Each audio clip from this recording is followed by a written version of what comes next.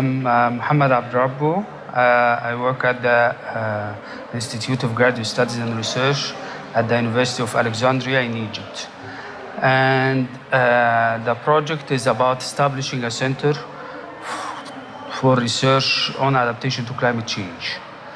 And the main objective is to focus on adaptation, economics of adaptations, and the issues of concern for the policymakers to adapt to climate change in cross-cutting of all policies in Egypt. The main concern that we've had about our project is that everybody's talking about the Nile Delta as being one of the areas that are most vulnerable to climate change.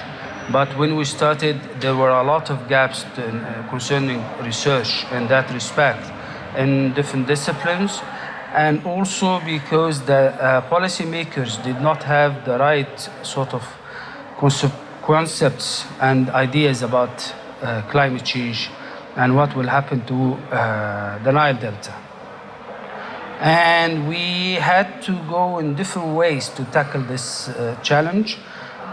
In one way is to sort of ask researchers to be involved with us in terms of through training, through research grants, small research grants and so on, so that they start working in issues related to climate change in their disciplines.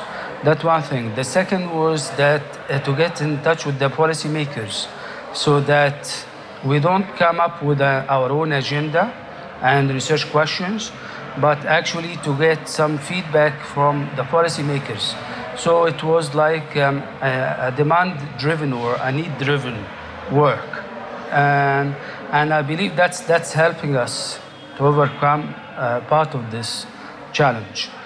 As in terms of outcome, I'm just hoping that this will ultimately lead to change in the perception of people about climate change, and for researchers as well and policymakers to know exactly the sort of impacts, vulnerabilities, and the potential adaptation options that could be utilized in that respect.